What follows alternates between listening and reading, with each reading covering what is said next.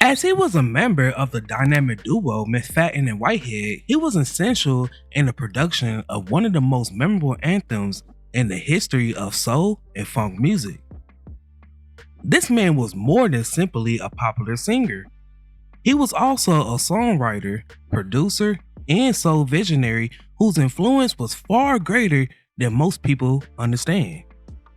The centerpiece of today's video is all about John Whitehead.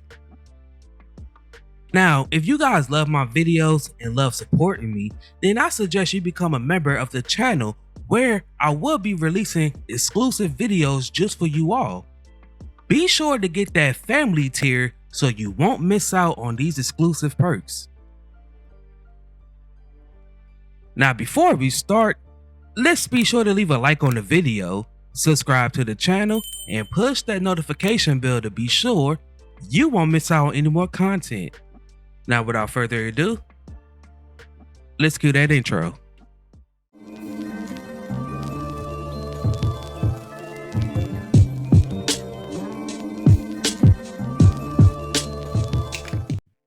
Born on July 2nd, 1948 in Philadelphia, Pennsylvania, Whitehead was born and raised with the love of music.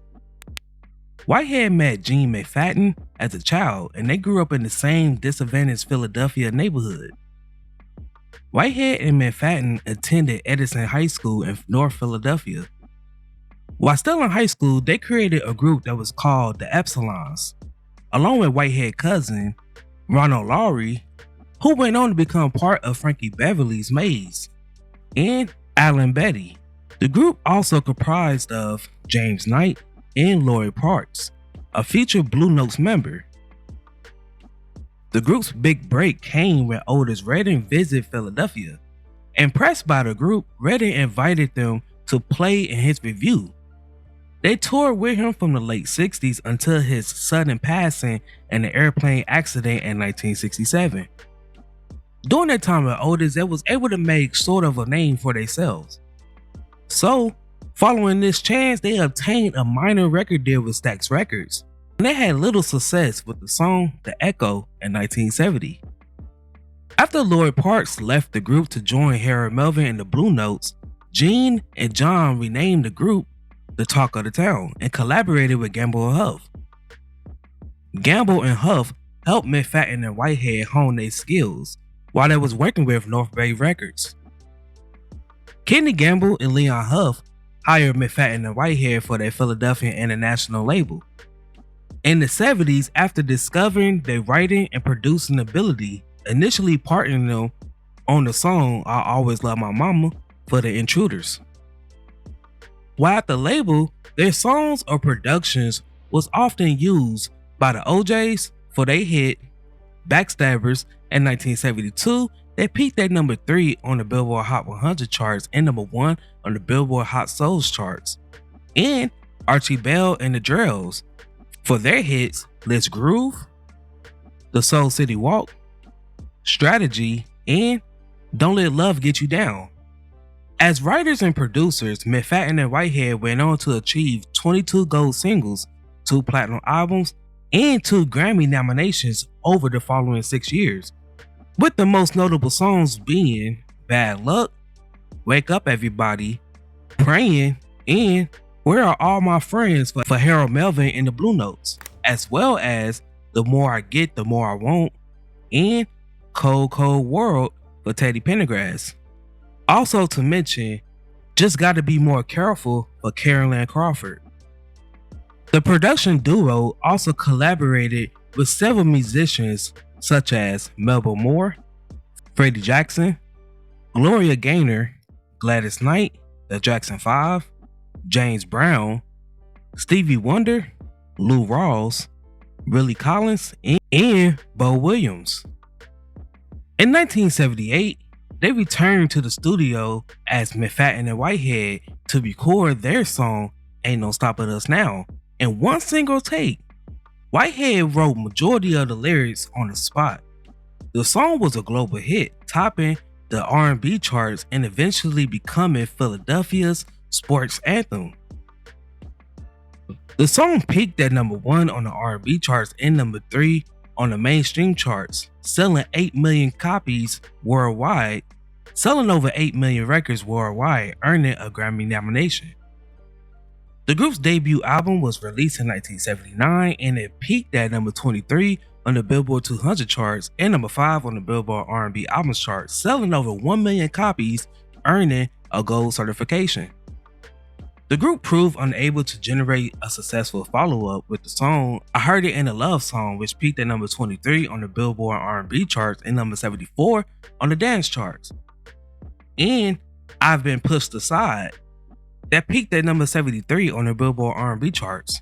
The duo also revived the Talk of the Town project, releasing several singles including Super Groover and Bumpin' Boogie.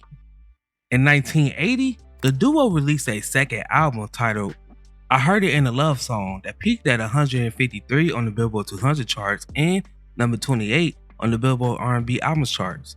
After leaving PIR, they re-recorded Ain't No Stoppin Us Now, but renamed it Ain't No Stoppin', Ain't No Way. And following this, they decided to work on some individual projects.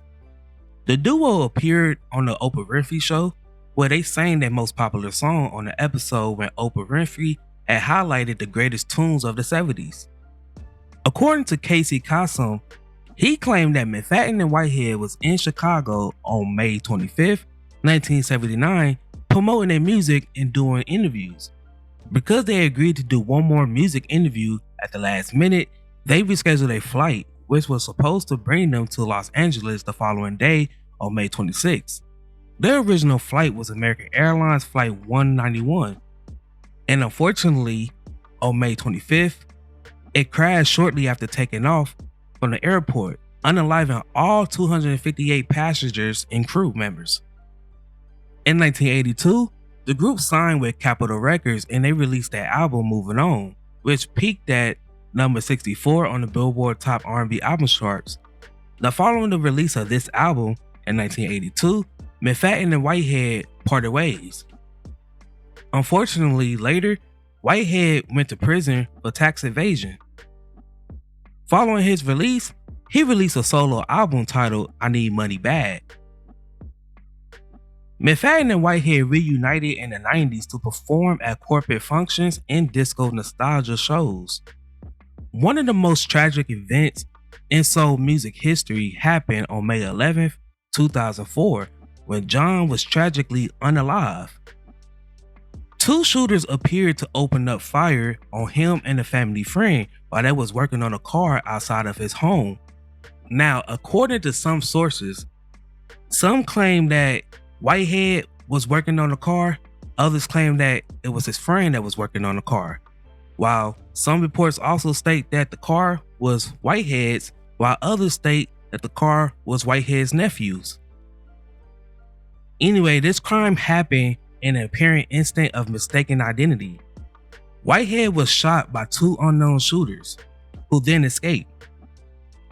And as of 2025, the case has yet to be solved. At the time of this incident, Whitehead was only 55 years old. What's wrong? He has a picture that goes with his headstone and it's not there. John Whitehead's picture's missing from his gravestone at Mount Moriah. Daughter Lakia says it'll be replaced. It's the memory of him, particularly his murder back in 2004, that she can't shake. I feel like I did 18 years ago. It still hurts. And I feel like somebody should be held accountable. Whitehead was a star with partner G. McFadden. He wrote monster hits for the OJs and Harold Melvin on the Philly International label, all before he and McFadden dreamed up the smash Ain't No Stoppin Us Now. Whitehead was working on a car behind his West Oak Lane home when eyewitnesses say 3 shooters ambushed him. This car was parked right here. No one was ever charged. It's hard to carry that for years. It's not like I'm around feeling like, oh, we're going to find out who did this. It's 18 years later and, you know, but I still have hope. I still have hope. Philly Police Captain Jason Smith says that newer resources are allowing more cold cases like the Whiteheads to be reopened. I want to impress upon everyone that we have not forgotten about homicide victims, and it's our job, it's our mission to provide closure to these family members, next of kin all these homicide victims. He was the hook master, man. The family tells me that the grapevine tells them that John was not targeted. His killing was a mistake. I get emotional about it. Anthony Williams was like a brother to John. He's heard other things too, mainly that the shooters are no longer here. The tail end of that is years later, every last one of them got killed too. They're all gone now. They all got killed too. You hear stuff in the street, and you be like, that he was involved with this, they was involved with that, and karma catches up with you. Karma catches up with you one way or another. So my thing is, if you live by the sword, you die by the sword.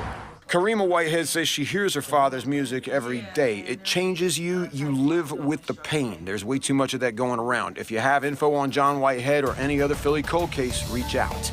I'm Hank, and that's my take. Now, before we go, I have a question for you all. What is your favorite song by McFadden and Whitehead, or a song they produce?